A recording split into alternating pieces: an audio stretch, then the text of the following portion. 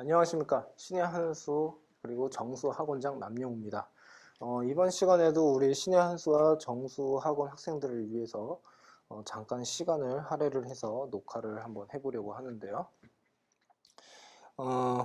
저번 시간에 이제 전체적인 공부의 흐름을 어떤 식으로 잡아야 되는지 거기에 대해서 이제 수학 공부에 대해서 이제 말씀을 드렸다면 이번에는 조금 더 디테일하게 이제 말씀을 한번 드려보려고 합니다. 거기에 대해서 이제 같이 한번 생각을 해볼 것 중에 하나가, 우선은 제가 좀 적어 왔는데, 좀 한번 보면서 이제 설명을 한번 좀 드릴게요. 어, 우선은 수학은요, 이해와 그 다음에 암기가 동시에 들어가야 돼요.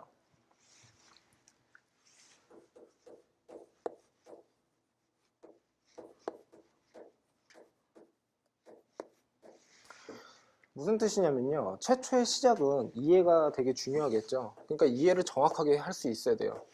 그러니까 대충 이렇게 봐가지고 이해를 한다기보다는 자주 정독을 하면서 그 안에 있는 의미가 어떤 의미를 가지고 있는지를 정확하게 파악을 한다는 거예요.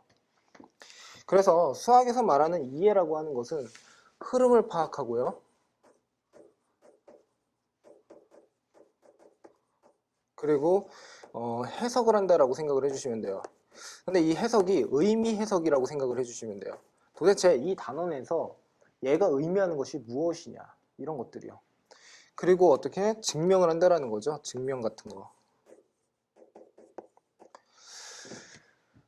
이 세 가지가 다 중요하다라고 생각이 들어요. 우선은 그 개념 중에서 뭐 정의라든가 뭐 성질이라든가 암기, 그리고 공식이라든가 이런 거를 제가 말씀을 드렸었는데, 그런 게 아니라 우선은 이해라고 하는 그 범주가 무엇이냐라는 것을 여러분들이 정확하게 알고 계셔야 된다는 뜻이에요.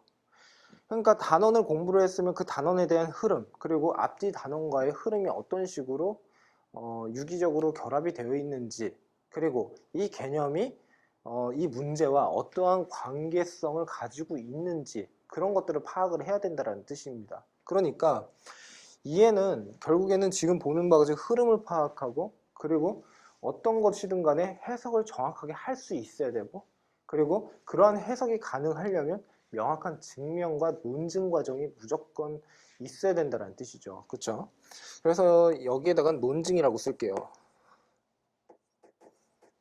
이렇게.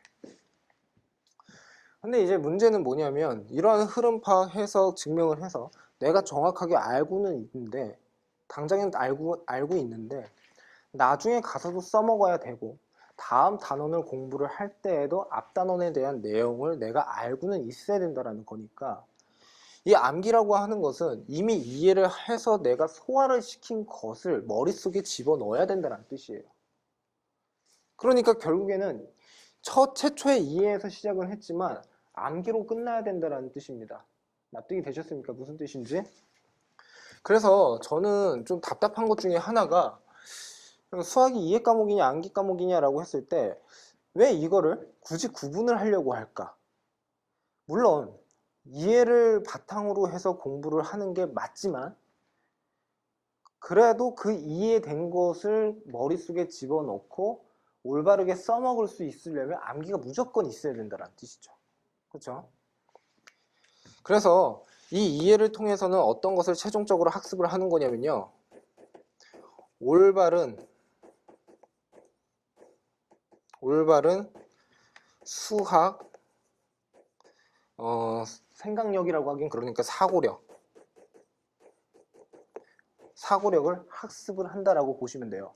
근데 여기서 가장 중요한 게 뭐냐면, 사고력도 아니고 수학도 아니고 올바른이 가장 중요하다고 생각이 들어요. 그러니까 대충 보고 이거 이 내용이구나, 이거 이렇게 써먹으면 되는구나 가 아니라, 왜 내가 이렇게 이해를 해야 되고, 왜 이 증명이 이렇게 되었고, 왜 문제에 이런 식으로 써먹을까라고 하는 그 왜라고 하는 그 질문에 대해서 명확하게 답변을 할 수 있어야 돼요. 그러니까 결국에는 또 다시 이야기를 해서, 왜라고 하는 것을 어떻게 해결을 해야 된다라는 거죠. 왜라고 하는 것은 물론 너무 집요하게 파고들어서 마치 본인이 수학자인 것처럼 너무 깊이 있게 막 집요하게 막 예를 들어서 이런 거요. 어떠한 정의가 나왔고 대전제로 깔려 있는데 왜 이렇게 됐냐. 그러니까 그렇게 바로 받아들여서 이거를 명확한 규칙으로 삼아야 되는 것을 이게 왜 그러냐라고 하면 사실 솔직하게 말씀을 드려서 고등학교 범주를 벗어나는 경우가 있어요. 그러니까 그런 건 좀 경계를 해야 된다는 거죠. 그런데 그러한 질문이 왜 나오냐면 전체적인 흐름을 몰라서 그래요. 그러니까 질문을 할 때 정확하게 내가 앞뒤 파악을 했다면 분명히 어떻게든 해결이 될 문제를 단지 그거를 단편적으로만 보고 해결을 하려다 보니까 그걸 정확하게 모른다라는 거죠.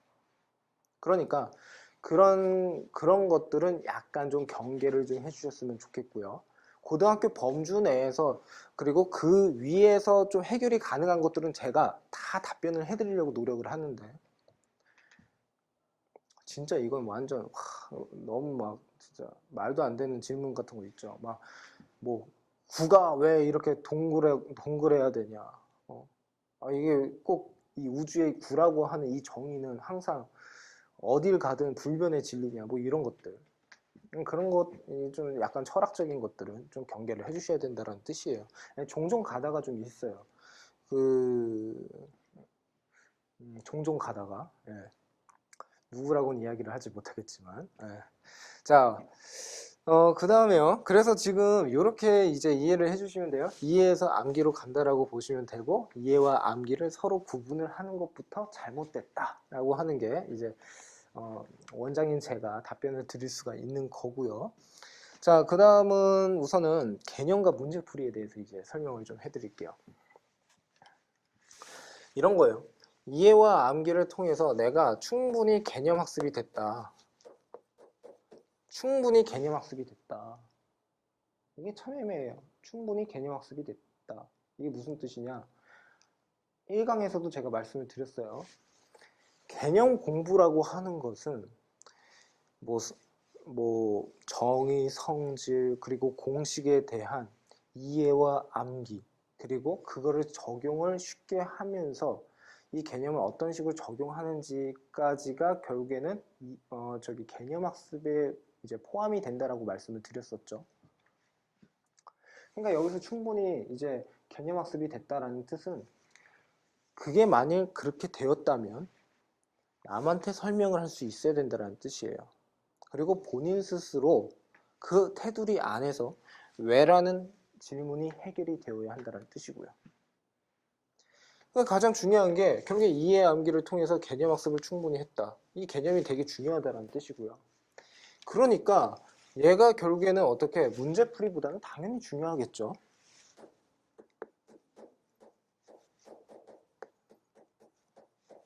우선 이래요. 그러면 이제 이거예요. 충분히 개념 학습이 안 되어 있는 우리 학생들이 있다라고 한다면 충분히 개념이 제대로 자리를 잡을 때까지 계속 반복을 해서 여러분들 것으로 만드는 작업을 꼭 먼저 해주셔야 된다는 뜻입니다. 그 다음이 문제풀이에요. 근데 여기서 문제풀이를 한다는 것은 그 개념에서 이제 문제 적용을 한다는 거랑 약간 좀 구분을 해야 돼요. 뭐냐면 내가 충분히 개념 학습을 했고 나름의 흐름 파악까지 했다면 조금 더 난이도 있는 문제가 나왔을 때 또는 2개에서 3개 이상의 단원들이 결합이 돼서 문제가 나왔을 때 이거를 내가 어떻게 해결할 수 있느냐, 그리고 이 해결력을 조금 더 기른다라는 것에 목적이 있다라고 보시면 돼요.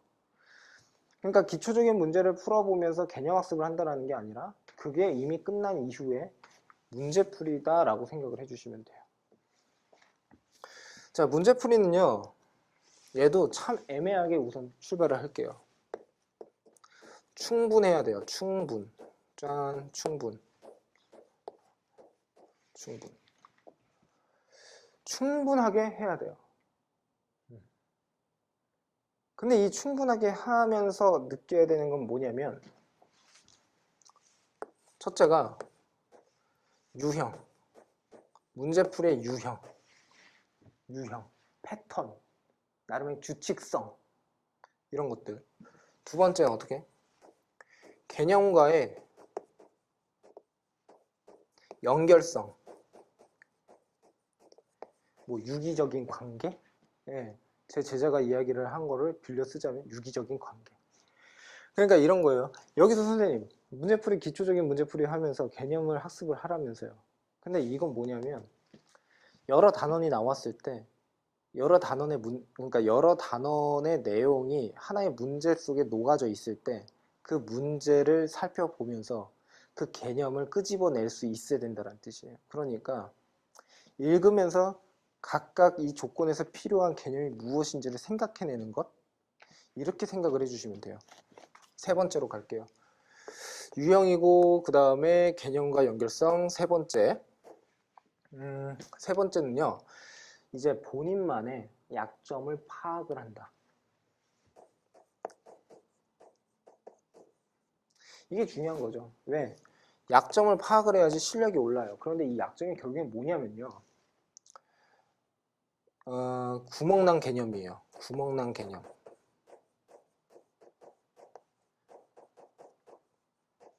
구멍난 개념. 그러면 결국에 이런 뜻이죠. 이런 거랑 이런 거는 당연히 해결이 되어 있어야 된다는 뜻이고요. 그렇죠? 그리고 어떻게? 이 약점 중에서 구멍난 개념을 다시 메우는 작업을 해야지 얘를 통해서 비로소 실력이 느는 거예요. 근데 잘 생각해 보세요. 이 유형이라고 하는 것은요, 나름의 패턴이라고 하고 규칙성이라고 하는 게 있고 자주 나온다는 뜻이에요. 쉽게 말해서. 이 유형은 무슨 뜻이냐면 자주 나온다? 제가 드리고 싶은 말씀은 그러한 유형이 아주 세분화가 돼 있기는 하지만 크게 보면 몇 개밖에 안 돼요. 그러니까 그 대표적인 유형들을 적어도 어떻게? 암기를 한번 해볼 생각을 해야 돼요. 암기. 이렇게. 납득이 됐습니까? 그래서 이 세 가지를 하는 게 결국에 충분한 문제풀이다라고 생각을 해주시면 돼요. 선생님, 문제의 양은 어느 정도나 비중을 둬야 됩니까? 그러니까 문제를 몇 문제나 풀어야 됩니까? 개별적으로 달라요. 개별적으로. 상위권이냐, 중위권이냐, 하위권이냐에 따라 달라요. 그리고 공부하는 방법도 조금씩은 달라요. 그래서 그것에 대해서도 제가 다음 강의에서 조금 더 자세하게 또 말씀을 드릴게요. 자, 그런데 어찌되었든 간에 충분히 문제풀이를 한다는 것은 이런 거를 제대로 파악을 하는 쪽에 포인트를 두고 있다. 대신에 무엇이 무조건 되어 있어야 돼요? 개념이 무조건 완벽하게, 거의 완벽에 가깝게 되어 있어야 돼요. 사람인지라 나름의 좀 구멍이 생길 수도 있는데 그거를 여기에서 파악을 하면 된다는 뜻이죠. 그렇죠? 자, 그래서 개념과 문제풀이, 개념이 훨씬 중요해요. 문제만 뒷다 푼다고 해서 될 문제가 아니에요. 개념 제대로 알고 문제집 한 권 푸는 게 낫지, 문제집 5권 풀어봤자 개념에 혼선이 생겨서 5권 푼 거 치고 성적이 안 나와요. 예. 그러니까 비효율적이라는 거죠. 그 다음에 세 번째가 지금 해설지를 봐야 되느냐, 봐야 하지 말아야 하느냐. 야, 이거 되게 중요한 건데요. 해설지. 여기다 이제 해설지라고 한번 생각을 해볼까요? 또 한번 연결을 해볼게요. 이런 거죠. 개념의 연결성, 유형도 막 파악을 하는데 약점이라고 하는 것은 결국에 틀린 문제잖아요. 이 틀린 문항을 해설지로 바로 가야 되느냐, 해설지로 가면 안 되느냐, 이게 문제인 거죠. 이게 절대 가면 안 되는 학년이 있어요. 해설지로 절대 가면 안 되는 학년. 중딩.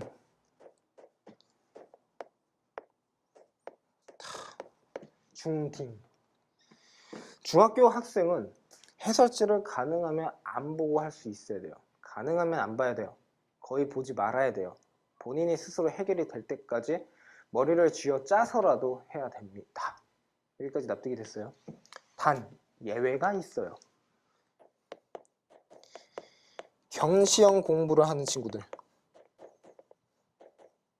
이런 친구는 해설지를 참고를 할 수는 있는데 그렇다고 해서 바로 봐서는 안 돼요. 이해되셨죠? 그러면 이제 해설지를 그래도 좀 봐도 괜찮다. 경시형 공부랑 고딩 친구들. 우선은 여기에 대해서 말씀을 드릴게요. 중학교 때의 문제와 고등학교 때의 문제, 중학교 때의 개념과 고등학교 때의 개념이 명확하게 그러니까 전체적인 면에서 수학의 흐름에서는 서로 일관된 그 흐름을 가지고는 있으나 문제가 나오는 틀과 그 다음에 내가 충분히 개념학습을 하는 그 측면에서 봤을 때 깊이가 달라요. 하지만 해설지를 무조건 보라는 것은 아닙니다. 자, 어떻게 보는 거냐면 이런 거예요. 틀린 문제가 나오잖아요.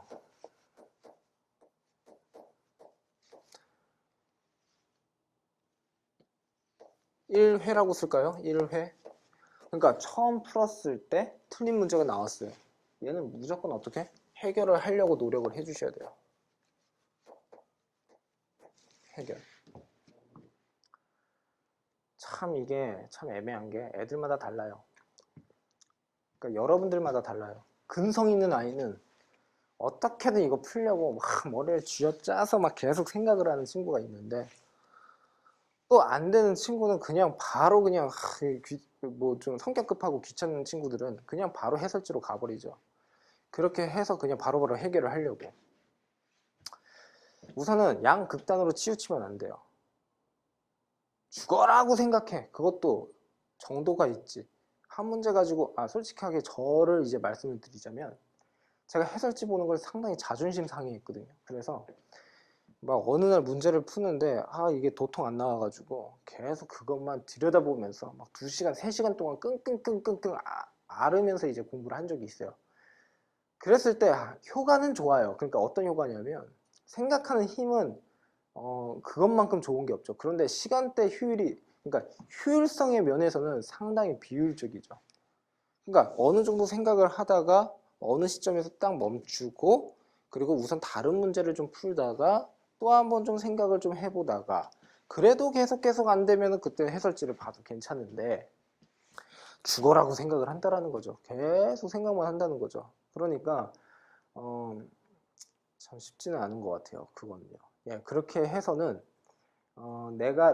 내가 충분히 다른 문제를 연습할 수 있는 시간이 적어지니까 좀 정도가 있는 것 같고요. 자, 여기에서 이제 말씀을 한번 드려볼게요. 틀린 문제가 처음에 나오잖아요. 그러면 무조건 해결을 하려고 노력을 하셔야 돼요. 그런데 이 노력하는 패턴이 어떻게 생각을 하면 되냐면 제일 좋은 거는 30문제가 있으면 고등학생으로 칠게요.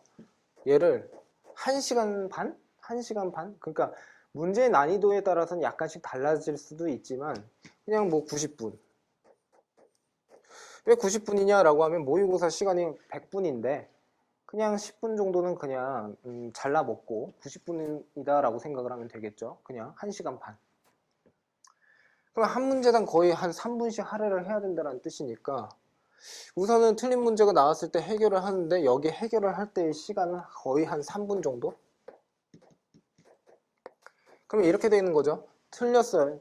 틀린데 그 당시에 풀었을 때 또 3분이 들었죠. 그 다음에 또 해결을 하려고 하는데 또 3분. 그러니까 생각만 6분 정도를 했다는 뜻으로 이해를 한번 해보자고요. 근데 여기에서 해결이 또 안 됐어요. 해결이 또 안 됐어. 그러면 다른 문제를 쭉 풀다가 이렇게 쓸까요? 이번엔 틀린 문제 2회. 우와, 또 풀었는데 또 틀렸어. 마찬가지예요. 3분 또 생각합니다. 또 생각해요. 이런 경우 있잖아요. 처음에는 생각해도 몰랐다가 다른 문제 풀고 다시 돌아서 이렇게 봤더니 뭔가 깨달음이 딱 오는 거죠. 그럴 수도 있으니까 또 한 번 3분 또 기회를 주는 거예요. 그러면 3분이니까 9분 정도 9분 정도 생각을 한 거죠. 그런데 또 틀렸어. 다른 문제 또 풀었는데 또 틀렸어요.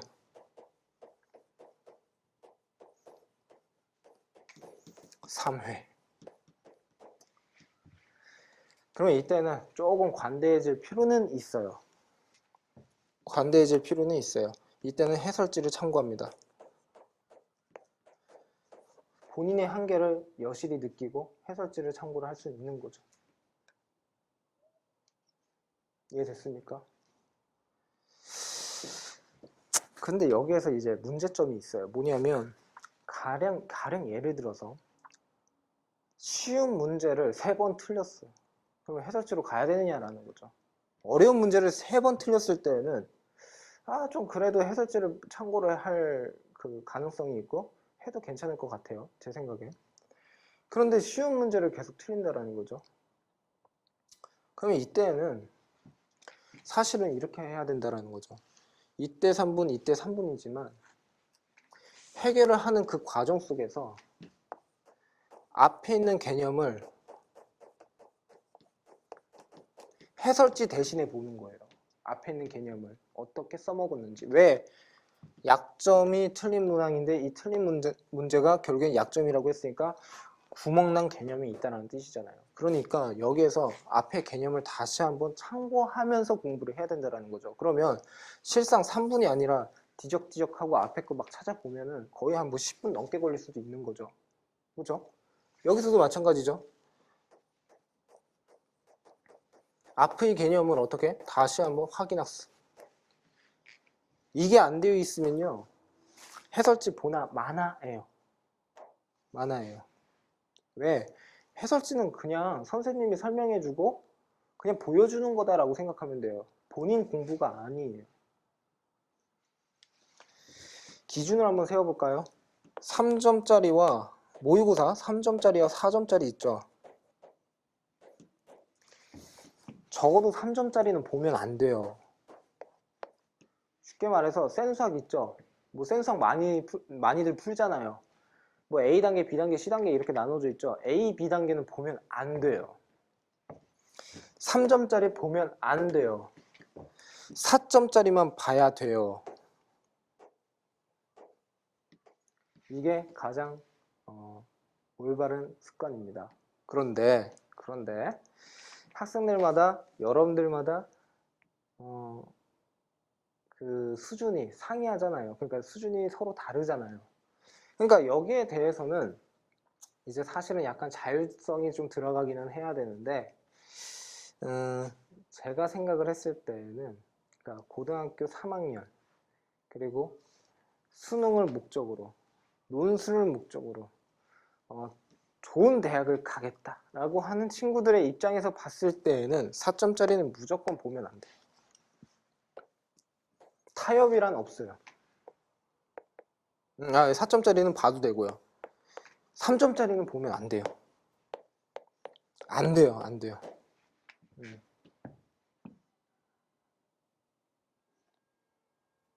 우리 학원에서는 그래서 3점짜리라도 좀 해결이 안 되면 첨삭 선생님한테 어떻게 질문이라도 하라고 그러잖아요. 그렇죠?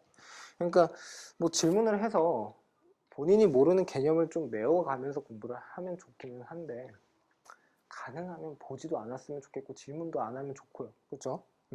막 해결을 하려고 노력을 막 해야 된다는 거죠. 그런데 여기에서 하나 더 3점짜리를 모아서 풀어봤더니 3점짜리가 과반수 이상이 틀려버려요. 반 이상이 틀려버려요. 그러면 4점짜리로 갈 게 아니라 3점짜리를 여러 번 반복해서 우선 학습을 해야 됩니다. 납득이 됐습니까? 무슨 뜻인지. 자, 그래서 이렇게 생각을 해주시면 돼요. 그래서 해설지라고 하는 것은 참고를 하지만 거기에도 단계라고 하는 게 있고 그 단계마다 개념을 다시 한번 뒤적뒤적거리는 그러한 노력이 필요하다라는 뜻이에요. 바로 해설지로 가요. 이해되죠? 나중에 써먹지 못해요. 왜 그걸 아냐고요? 저도 여러분들과 같은 학창 시절이 있었고 저도 공부를 해봤어요. 그런데 오랫동안 생각하고 연구를 하고 분석을 한 문제는 새록새록 기억이 잘 나는데 바로 해설지로 넘어가서 바로 해결을 하고 넘어간 문제는 있잖아요. 오래 기억에 남지도 않고 다시 풀려고 그러면 또 버벅여요. 제대로 납득이 안 됐다라는 거죠. 왜? 생각이라는 걸 안 하고 봤으니까. 왜요? 해설지 보면서 해설지를 보면서 해석을 하고 해설지를 보면서 이해를 했다라고 여러분들은 이야기를 하지만 그건 아니라 해설지의 흐름대로 그냥 파악을 하고 넘어간 거예요. 이해를 한 게 아니라 그냥 본 거예요. 마치 영화 한 편을 보듯이. 이해되셨죠?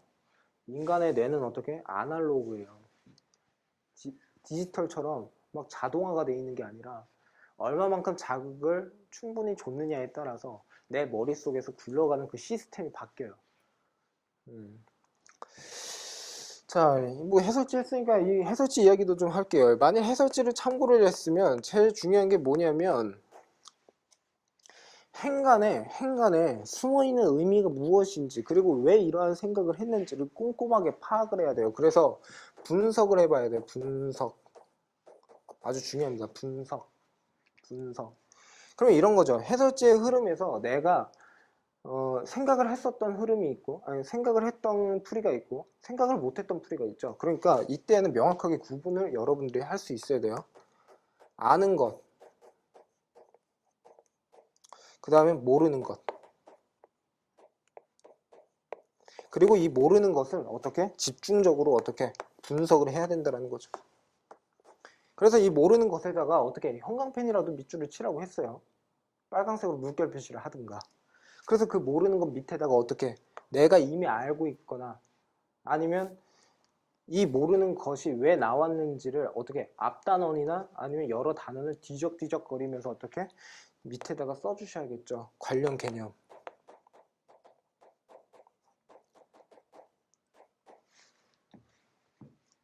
여기까지만 딱 설명을 했는데도 상당히 어떻게 해야 될 게 많죠. 해야 될 게 많아요. 그러니까 이런 거예요. 이제 단도직입적으로 말씀을 드릴게요. 이렇게 안 했잖아요. 그러면 수학 공부를 안 했다라는 거예요. 이렇게 안 했으면 수학 공부를 올바르게 안 했다라는 거예요.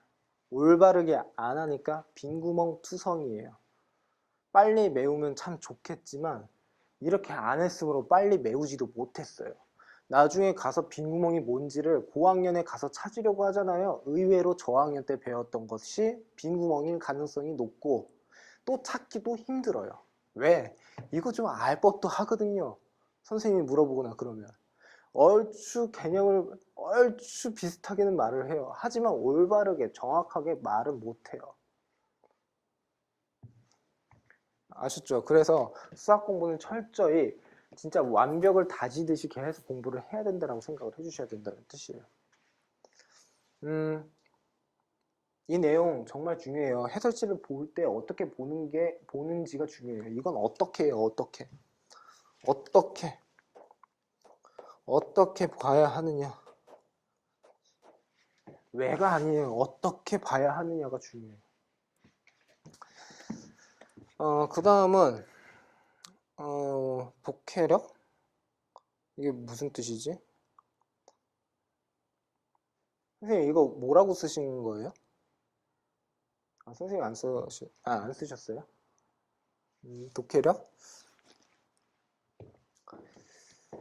이런 뜻인 것 같아요. 그러니까 독해력을 향상시키려면 어떻게 해야 되느냐 이런 건데 왜 이런 독해력이 나왔냐. 제 생각에는 제가 하도 독해력 하고 학부모님들한테도 독해력 하고 아이들한테도 독해력 하니까 여기에 대한 질문이 나온 것 같아요. 여기에 대해서 이제 말씀을 좀 드려볼게요. 우선요 되게 특이하게도 공부를 잘하는 친구들 공부를 좀 잘한다 이런 친구들은요 독서를 많이 하더라고요. 제가 독서를 많이 한 것은 뭐 아닌 제 스스로 판단하기 좀 그렇지만 예, 어찌됐든 독서를 많이 한 친구들이 많아요. 예, 그런 친구들도 이야기해보면 유식하죠. 그렇죠? 다방면으로 또 아는 것도 많고 근데 이제 독서를 많이 하면 결국에는 얘는 기본적인 독해력이 강해져요. 이렇게 하면. 그러니까 이런 독해력이 강하다는 뜻은 무슨 뜻이냐면요. 쉽게 말해서 이렇게 생각을 하면 돼요. 학원을 안 다녀요. 교과학습을 철저히 본인 스스로 하는 거예요. 궁금한 게 있으면 막 찾아보면서. 그런데 읽고 이해하는 능력이 독해력이니까 읽고 이해하는 능력이 탁월해요. 남들보다 좋아요. 그러니까 남들보다 어떻게 공부를 잘한다는 뜻이에요. 왜냐하면 독해력이 좋으면 이해력이 좋죠. 읽고 이해하는 거니까. 이해력이 좋아요. 자연스럽게 이런 친구들은 어떻게? 암기도 잘해요. 물론 암기력이 그러니까 학생들마다 좀 다르기는 한데 암기력은 훈련으로 얼마든지 극복할 수 있어요. 근데 이 이해력이라고 하는 것은 나름 좀 어떻게 어린 나이에 형성되는 경우가 많죠. 그래서 독서 많이 한 친구는 독해력이 좋아져요. 독해력이 좋으면 공부를 당연히 잘할 수밖에 없는 상황이에요. 이제 와서 이런 말을 하면 뭐를 하느냐라는 거죠. 그래서 이제 제가 여기에 대해서 이제 답변을 좀 드릴게요. 뭐 이제 와서 뭐 그렇다고 해서 고등학교 1, 2학년 학생들한테 뭐 몇백 권의 책을 읽으라고 할 수도 없는 노릇이고 지금 현재 이제 교과목도 허덕이는 친구인데 허덕이고 있는데 여기에다가 막 독서까지 하래요. 막 그러면 너무 힘들죠. 그렇죠? 물론 학생부 종합전형이나 수시를 위해서 독서는 필요해요. 그런데 그렇다고 해서 독서를 미친 듯이 많이는 할 수 없다는 뜻이에요. 이 독해력을 이제 향상시키는 방법은요, 딱 하나밖에 없어요. 어떤 거냐면 색깔펜을 이용을 해서 구분을 할 수 있어야 돼요. 구분.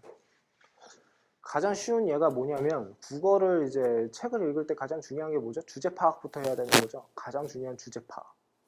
그러니까 그 주제에 해당되는 단락별로 나누어서 형광펜으로 밑줄을 치거나 빨강색으로 동그라미를 치면 된다는 뜻이에요. 키워드가 있으면 그 키워드에다가 어떻게 빨강색으로 동그라미를 치면 돼요. 근데 저는 수학 선생님이에요. 그런데 왜 국어를 가지고서 계속 들먹거리냐면 국어와 수학은 상관관계가 아주 깊어요. 왜? 사실 그냥 기본적인 계산은 누구나 배우면 쉽게 할 수가 있는데 가장 우리의 큰 적은 뭐냐면 길게 늘어져 있는 문제들을 늘어져 있는 문제를 보고서 식을 세울 줄 알아야 되는데 긴 지문을 보고 이해를 못해서 식을 못 세워요. 그래서 이런 경험이 있을지도 몰라요. 문제가 딥다 긴데 해설지를 보니까 와 이거 뭐야? 하고서 어떻게 급 실망을 할 수가 있다라는 거죠. 상담해보면 다 그래요, 애들이. 그래서 색깔 펜으로 구분을 하라는 뜻은 무슨 뜻이냐면 문제를 읽어보면서 조건이라든가 힌트 그리고 문제의 규칙 그러니까 이런 거를 뭐라고 하나요? 조건도 조건인데 문제의 규칙이라고 해야 되나요? 그냥 규칙이라고 쓸게요. 그냥 문제의 규칙 이런 것들을 파악을 해야 된다는 거예요. 파악 구분을 하라는 뜻은 파악을 하자라는 거예요. 파악 그래서 이것들을 모두 파악을 하면서 하게 되는 건 뭐냐면 각각의 조건과 힌트와 그 다음에 어떻게 문제의 규칙을 통해서 내가 필요로 하는 개념이 무엇인지를 골라낼 수 있어야 돼요. 이런 거예요. 무슨 뜻인지 이해돼요? 때로는 슬래시라고 하는 것을 어떻게 그어가면서 끊어읽기를 해야 된다는 끊어읽기. 왜? 독해력이 우선 떨어져요. 독해력이 떨어지면 전체적인 맥을 잡기가 어려워요.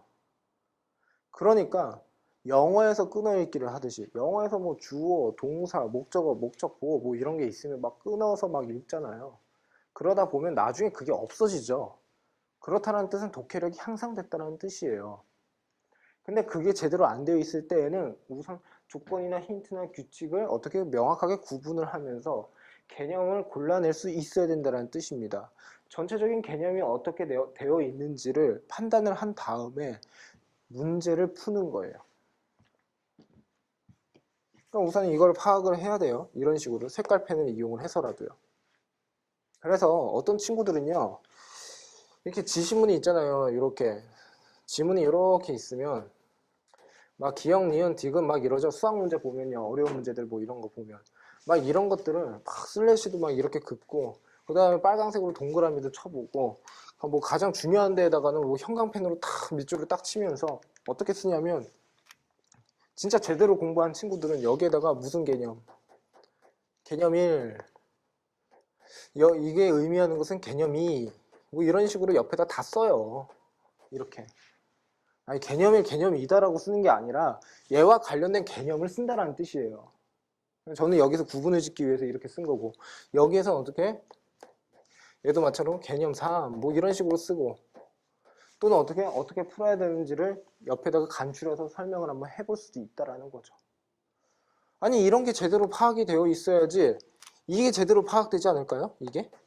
기억, 니은, 디귿을 뒤따 본다고 이게 될 게 아니잖아요. 그렇죠, 여러분? 그러니까 기억, 니은, 디귿을 보려면 나름의 안목이 필요하고, 그 안목이라고 하는 것은 명확한 문제 해결 능력을 의미한다는 뜻이니까, 그 문제 해결 능력을 키우려면 독해력이 좋아야 된다는 뜻입니다. 그래서 독서를 많이 하지 않았다고 하더라도 우선은 이렇게라도 준비를 하면 극복이 돼요. 극복이 돼요. 자신 있게 말씀드리고 싶어요. 예, 극복은 돼요. 아, 이거 극복된다고 해야 되나 말아야 된다고 해야 되나. 왜냐하면 범주를 논술 쪽으로 가게 되면 극복이 안 될 수도 있어요. 수리 논술. 그러니까 수리 논술은 논증 과정을 모두 다 써야 된다는 거잖아요. 그러니까 각 학교에서 나오는 제시문이 수능이나 내신에서 봤던 그 제시문보다 훨씬 길어요. 그러니까 이거는 진짜 피나는 노력을 해야 돼요. 근데 그 노력을 하는 그 과정도 이렇게 하면 돼요. 그렇죠? 그러니까 결국에는 가능하다라는 뜻으로 설명을 드리는 겁니다. 얼마든지 할 수 있어요. 그러니까 저는요, 전 과목을요 모두 색깔펜을 사용을 했었어요. 사실 색깔펜을 사용을 한 동기는 뭐냐면 저희 아버지한테 배웠기 때문에, 저희 아버지가 뭐 소설이나 무슨 책을 읽으실 때 형광펜으로 중요한 부분에다가 밑줄을 치면서 보시더라고요. 나중에 다시 반복해서 보실 때 중요한 포인트만 딱 잡아서 다시 한번 빠른 속도로 이제 볼 수 있다라고 그렇게 저한테 설명을 해주시면서 그렇게 했는데, 따라 하다 보니까 이게 되게 좋은 방법인 것 같더라고요. 그래서 여기서 조금 더 곁들이고 해서 지금 제가 수업을 할 때에도 보통 때는 이런 식으로 많이 알려주고 있죠. 그렇죠? 자, 그래서 이 독해력을 향상시키고 이 색깔펜으로 구분을 하는 이 작업은요, 나름의 학습 습관입니다. 그래서 이 학습 습관을 제대로 잡아주셔야 돼요. 언제까지? 고등학교 3학년까지 계속 하는 겁니다. 선생님, 전 바로바로 보이는데요? 그래도 이렇게 연습을 하려고 노력하셔야 돼요. 왜? 본인이 해결이 안 되는 안 되는 문제가 나오게 됐을 때, 처음부터 해결이 바로바로 안 됐을 때 어떡할 거냐고요. 그러면 분석 작업을 해야 된다는 뜻이잖아요. 그래서 이 독해력이 좋아지면요, 상당히 되게 좋은 게 뭐냐면, 색깔펜으로 구분을 하라고 했는데 결국에 얘 자체가 분석력이에요. 분석력. 분설이래. 분석력. 그렇죠? 이 분석력이 좋아지면 개념을 골라내는 안목도 좋아지는데, 개념에 대한 분석이 제대로 이루어진다라고 할 수가 있겠죠. 그렇죠?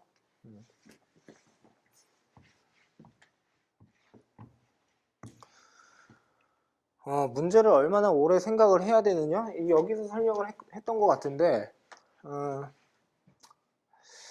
우선 여기서 살짝 설명을 좀 드릴게요.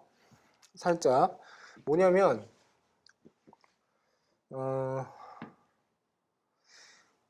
중하위권은 이렇게 학습을 하는 게 정석이에요.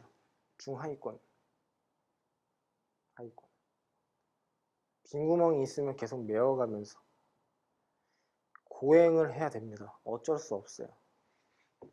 근데 내가 중상이다 라고 하는 친구들은 보통의 중상위권이나 상위권이나 극상위권이나 아니 최상위권이나 뭐 극상위권이나 결국에 실수 싸움이고, 그리고 변별력 있는 문제에 의해서 결정이 되는 거죠. 그러니까 그 변별력 있는 문제라고 하는 게 나름 어려운 문제들이잖아요. 오래 생각도 해야 되고, 그리고 나름 사고력이 좋아야 된다는 뜻이고요. 그러면 그 사고력이라고 하는 게 금방 생기는 것은 아니죠. 그래서 제가 했던 방법 중에 하나가 하루에 세 문제를 딱 골라내요. 어려운 문제 중에 세 문제, 딱 세 문제. 그리고 그 세 문제만 미친 듯이 생각을 해보는 거예요. 물론 저는 시간을 정해놨어요. 왜냐하면 제 성격이 너무 집착이 강해서 계속 생각하려면 몇 시간씩 생각을 하는 사람이라서 그렇게 하면은 효율이 떨어지더라고요. 그러니까 좀 여유 있게만 생각을 하려고 하고, 그래서 저 같은 경우에 세 문제 자체를 거의 1시간, 그래 1시간에서 뭐 1시간 반 정도. 제 생각에는 1시간 정도 생각하는 게 제일 좋지 않을까 싶어요. 세 문제 정도를. 그래서 잠자기 전에 항상 그 습관을 들였었어요. 그래서 가장 좋은 거는 뭐냐면 그 문제가 해결이 될 때까지 집요하게 계속 생각을 하는 그 버릇이 가장 중요하다라는 건데, 사실 고등학교에 올라와서 그렇게 하기가 너무 어려워요. 다른 여타 과목도 공부를 해야 되니까. 그래서 중학교 때 그런 연습을 많이 해야 된다는 뜻이 그것 때문이에요. 학습 습관이 형성되고 사고력이 그때 신장이 돼요. 근데 그걸 안 하고 올라온 거잖아요. 그래서 지금 엄청나게 고생을 하고 있는 거예요. 결론을 말씀을 드리자면 중하위권 학생들은 지금처럼 3번 정도를 풀고, 그래도 안 되어 있으면 계속 개념도 찾아가면서 풀고, 그래도 본인 스스로 해결하는 능력치가 한계가 약간 있으니까 해설지도 조금씩 참고를 하자 이거고, 중상위권, 예를 들어 중상위권의 기준이 정확하게 말씀을 드리자면, 제가 보는 중상위권은 2등급, 수능 2등급 정도 나오면 중상위권. 2등급을 상위권이라고 하긴 그렇잖아요. 그렇죠? 그런데 중상위권 학생들의 2등급 성적은 보통 80점대 후반부터 모의고사가 90점 초반으로 형성이 되어 있죠. 그렇죠? 그래서 한두 문제의 차이, 그것에 의해서 이제 결정이 난다라고 보시면 돼요. 물론 실수도 있겠지만. 그런 친구는 어떻게? 계속 생각을 하는 힘이 필요하므로 하루에 3문제 정도는 꼭 본인 스스로 해결을 하게끔 해야 됩니다. 하루에 3문제라고 한번 해봐요. 그러면 어떻게 돼요? 그렇게 되면 어떻게 되죠? 일주일이면 21문제? 그것도 고난도 문제를? 와. 그러면은 4주라고 하면은 4일은 4, 4, 2, 8, 84문제? 그러면 정말 많은 거죠. 그죠? 고난도 문제만 84문제를 풀었다? 그거 괜찮아요. 너무 질이 좋은 것 같아요. 그러니까 그렇게 공부를 해주시면 된다는 뜻입니다. 납득이 되셨습니까? 그래서 수학 공부를 하는 패턴이 또 상위권이냐 중위권이 뭐 중상이냐 중하냐 여기에 따라 또 달라요. 근데 그거는 더 자세하게 설명을 드려야 되니까 그건 나중에 가서 스케줄에 대해서 이제 설명을 드릴 때 말씀을 드리는 것으로 하고요. 우선은 딱 여기까지만 이제 같이 한번 살펴보는 것으로 할게요. 공부는요, 습관입니다. 공부가 어렵다, 하기가 싫다라고 하는 것은 제대로 된 습관이 자리 잡혀 있지 않기 때문이죠. 물론 동기라든가 꿈이라든가 목표라든가 이런 것들의 부재에서 오는 무기력감, 상실감 이런 것도 있겠지만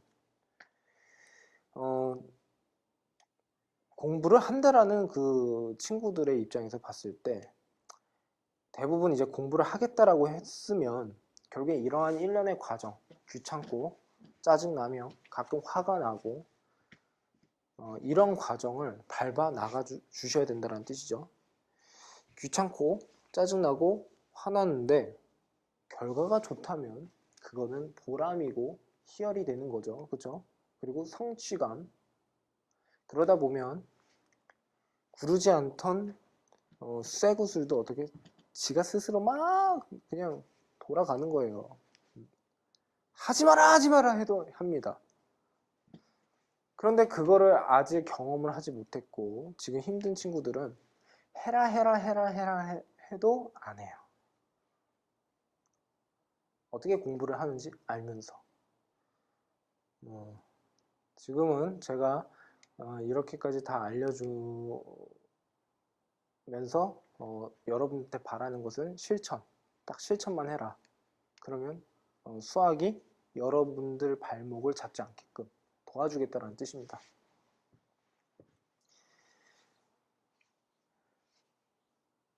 물론 노력을 했지만 성적이 안 나올 수도 있어요. 하지만 제가 가르쳤던 모든 학생들은 다 열심히 해서 그만한 성적을 이루어냈습니다. 그 시기가 어떤 친구는 조금 앞당겨질 수도 있는 거고 어떤 친구는 좀 나중에 나오는 경우가 있을 뿐이죠. 그것은 이제 개인의 차이기 때문에 그걸 가지고서 막 뭐라고 하기는 좀 그래요. 하지만 노력하는 그 모습과 그 자세가 여러분들의 미래를 결정을 한다는 것을 여러분들 스스로 꼭 깨달아 주셨으면 좋겠고요. 제가 두 번째 수학 공부 2강을 찍으면서 항상 저 같은 경우에는 이걸 찍으면요 되게 기대를 많이 해요. 우리 아이들이 이걸 보고서 좀 따라하고 열심히 공부를 해줬으면 좋겠다. 그렇죠? 자, 전체 포인트 잡아드릴까요? 여기서 가장 중요한 게 뭐일 것 같아요? 이거 하나면 돼요. 뭐냐면 무엇을 공부를 하든 간에 왜를 해결을 해야 돼요. 왜 이런 개념이 나와? 왜 이런 성질이 나왔고 왜 이렇게 증명이 되고 왜 문제풀이가 왜 이렇게 나왔는지 왜 이 문제는 이렇게 계획이 세워져야 되는지 왜 이런 문제는 이 문제는 왜 이런 구조를 가지고 있는지 그렇죠? 그러니까 그게 해결이 되다 보면은 본인 스스로 딱 납득이 되고 납득이 되면 다시 어떻게 끄집어낼 수가 있는 거니까 꼭 부탁드립니다. 공부 올바르게 하세요. 고생하셨습니다.